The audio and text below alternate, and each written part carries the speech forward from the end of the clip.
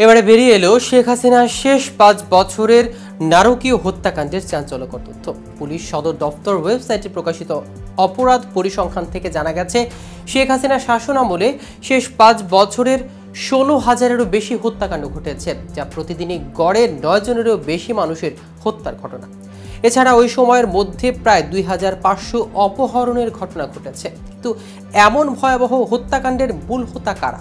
এছাড়া চাঞ্চল্যকর এই তথ্য নিয়ে আর কি জানা গেল, এসব নিয়ে বিস্তারিত থাকছে আজকের প্রতিবেদনের বাকি অংশে। কেটিভি নিউজ 24 চ্যানেল থেকে আপনাদের সাথে আছি আমি মাহমুদ রহমান সিয়াম। পুলিশ সদর দফতরের হিসাব অনুযায়ী 2019 থেকে 2023 সালের ডিসেম্বর পর্যন্ত হত্যাকাণ্ড ও অপহরণের পাশাপাশি নারী ও শিশু নির্যাতনের ঘটনাও উদ্বেগজনক হারে বেড়েছে। এ সময়ের মধ্যে 9,955টি ছিনতাইয়ের ঘটনা এবং 1,600টি ডাকাতির মামলা রেকর্ড করা হয়েছে। প্রতিবেদনের বিষয়ে পুলিশের সাবেক মহাপরিদর্শক নুরুল হুদা মন্তব্য করেছেন, গত সরকারের আমলে আইনশৃঙ্খলা বাহিনীর দ্বারা অতিরিক্ত শক্তির ব্যবহার লক্ষ্য করা গেছে। তিনি বলেন, এটি কোনো নীতিগত সিদ্ধান্তের ফলস্বরূপ নয়, বরং সরকারের গদি টিকিয়ে রাখার জন্য আইনশৃঙ্খলা বাহিনীকে স্বাধীনভাবে ব্যবহার করা হয়েছে, যা অপরাধের হার বাড়িয়ে দিয়েছে। মানবাধিকার কর্মী নূর খান উল্লেখ করে বলেন, পুলিশের দেয়া পরিসংখ্যান থেকে প্রকৃত অবস্থা আরও ভয়াবহ ছিল বলে ধারণা করা হচ্ছে।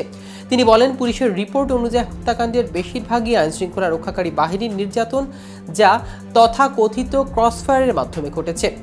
নূর খান আরও বলেছেন, এই ধরনের মানবতাবিরোধী অপরাধের পুনরাবৃত্তি ঠেকাতে বিগত 15 বছরে ঘটে যাওয়া সব ধরনের অপহরণ, নির্যাতন ও গুম খুনের ঘটনায় তদন্ত হওয়া উচিত। তিনি মনে করেন, যদি অন্তর্বর্তীকালীন সরকার কিশোর গ্যাংয়ের বিরুদ্ধে কঠোর ব্যবস্থা নেয়, তাহলে সামাজিক অপরাধ আরও কমে আসবে। এই ভয়াবহ অপরাধের পরিসংখ্যানে দেশের আইনশৃঙ্খলা এবং বিচার ব্যবস্থা নিয়ে নতুন প্রশ্ন উঠেছে, যা দ্রুত সমাধানের প্রয়োজনীয়তা তুলে ধরেছে। এদিকে বিএনপি জাতীয় নির্বাহী কমিটির সদস্য ও সাবেক সংসদ সদস্য আলী নওয়াজ মাহমুদ খোয়ম বলেন, শেখ হাসিনার আমলে বাংলাদেশকে শ্মশানে পরিণত করা হয়েছিল। আমাদের প্রতিবেশী দেশ হলেও 17 বছরে শেখ হাসিনার সব অপকর্মে সমর্থন করেছে ভারত। শুক্রবার বিকেলে রাজধানীর সদর উপজেলা আলীপুর ইউনিয়ন পরিষদের ইউনিয়ন বিএনপি আয়োজিত এক জনসভায় প্রধান অতিথির বক্তব্যে তিনি এসব কথা বলেন। আলী নওয়াজ মাহমুদ খোয়ম বলেন, ভারতের সাথে আমাদের দলের নেতাকর্মীরা কথা বলেছে বারবার। আমরা ভারতের কাছ থেকে ভালো আচরণ আশা করি।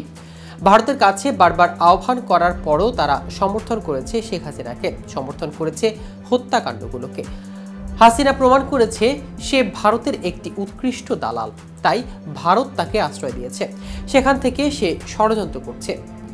তিনি বলেন, শেখ হাসিনার আমলে আয়না ঘর করে হাজার হাজার নেতাকর্মীকে গুম করে সেখানে নির্যাতন করা হয়েছে। বাংলাদেশ থেকে বিপুল পরিমাণ টাকা লুট করে হাসিনা তার আত্মীয় স্বজনের কাছে পাঠিয়েছে।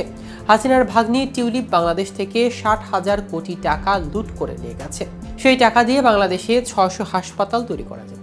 দর্শক, আজ এ পর্যন্তই। সারা দেশের নিত্য নতুন সকল আপডেট পেতে কেটিভি নিউজ 24 এর সাথে থাকুন। ধন্যবাদ।